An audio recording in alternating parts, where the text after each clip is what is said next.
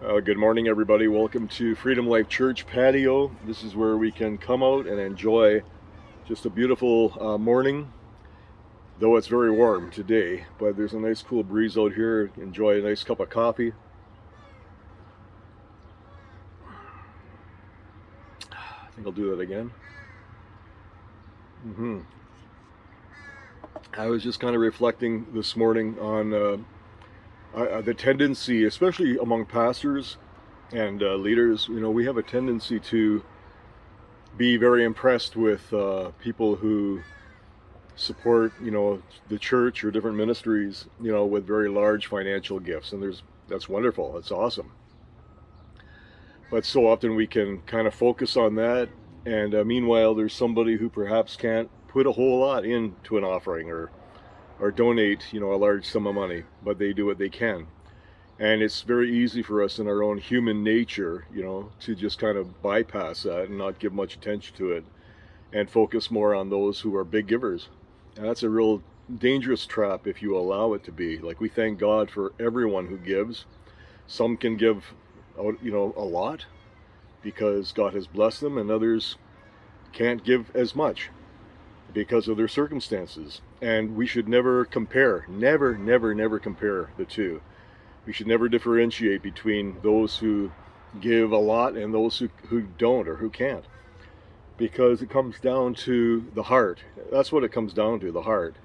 I want to share with you very briefly this morning, because there's a friend that Julie and I have. His name is Harry. We've known him for a long time. And about 15 years ago, Harry began sending an envelope to our ministry once a week. We would get this envelope in the mail once a week about 15 years ago. And I'll just show you what's inside here. Every week, Harry sends an envelope, and it has a gospel tract inside of it every time, along. Oh, well, he surprised me. This is supposed to be a $5 bill. It's always a $5 bill, but today he surprised me. He sent a $10 bill. But the point is simply this: this man does not have a lot. He really doesn't. But he does what he can. And for 15 years, once a week, so that's 52 weeks times 15 years. And I'm not a mathematician, but I think that'd be about 52. That'd be about maybe 750 weeks, if I'm not mistaken. 750 weeks times $5. Well, it's close to $4,000 that he has donated to our ministry over the past 15 years. He does what he can. And so often we can get so impressed and so enamored by the big givers, and they put in this, $5,000 donation or $10,000 donation, and we thank God for that. We have had large donations come to our ministry. We have. But more often than not, our church thrives upon those who simply give out of the abundance of their heart, not out of the abundance of their bank account.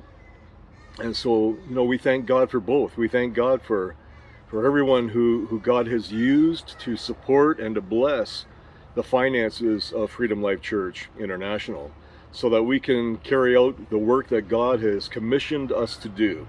God has entrusted us.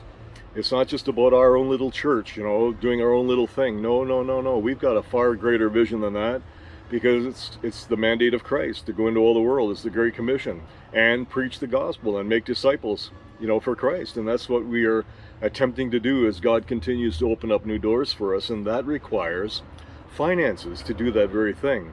And so God uses those who can give large amounts, and God uses those who can only give $5 a week. And so I thank the Lord for that.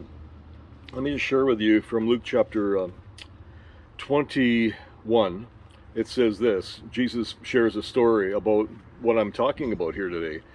Jesus looked up and he saw the rich putting their gifts into the treasury. And he saw a poor widow putting in 2 small copper coins. And he said to his disciples, "Truly I say to you, this poor widow," listen to this, "has put in more than all of the wealthy," all of the rich, right? He says, this little widow woman has put in more, her 2 little copper coins, she's put in more than all these wealthy people that have given out of their abundance. In other words, they gave and they wouldn't even miss it. It wouldn't even make a dent in their finances because they're rich. And I think we all know there's nothing wrong with being rich. God can use people that are rich, that he can entrust, that they will use his finances as faithful stewards. And so it has nothing to do with, being rich or not being rich or being poor. It has nothing to do with that. It has to do with what your circumstances are right now and our faith and our trust in the Lord to give unto the work of the Lord. And I believe strongly in tithes and offerings. I truly do. I've seen it work in Julie's and my life and in our family and our marriage and our ministry over 40 years. And God has just continued to bless us because we have blessed him, we have trusted him, and we have blessed others as well. And so Jesus was not impressed. He said, for they, the rich, out of their abundance have put into the offering, but she, out of her poverty, has put in all that she had.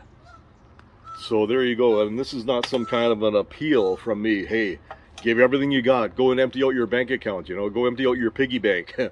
No, I'm not talking about that at all. I'm talking about being faithful with what God has blessed us with. That's what it's all about. It's that simple. It really is. It's not complicated at all. My grandson recently has found a part-time job, and he really enjoys it. And when he got hired, he said to me, "Grandpa, I just want you to know this is what I'm going to be doing with my paycheck." He said, part of it's going to go to savings, part of it's going to go for me, and then I'm going to tithe off of it to the church. And maybe he was afraid, that if he didn't, he would be excommunicated. I don't think so. No, that's not my grandson. Austin, he's a very dedicated young man for the Lord. He really is. He's 16. He loves God. And he's just like his father. He's just like his father and his mother. They have trained him well. And it wasn't a matter of trying to coerce him or trying to persuade him. Austin, you got to tithe. No, he just did it out of his own heart, knowing that was the right thing to do. And it's the right thing to do. Give. If you can give $5 a week, just like Harry does over 15 years, God uses that to build and expand his kingdom. Glory to God. So that's what I wanted to share with you this morning. It's not a matter of, how much or how little. It's a matter of being faithful with what God has blessed you with. Tithe off of that. Be faithful with it, and watch God bless your finances. Watch him bless your life. And we don't give to get. We don't do that. It's out of the motive of our heart. We give because God has given to us. We give because we love God. We give because we want to obey God. We give because we want to please God. That's the bottom line. And so God bless you today, and we'll talk again. This is Pastor Mike. Bye-bye for now.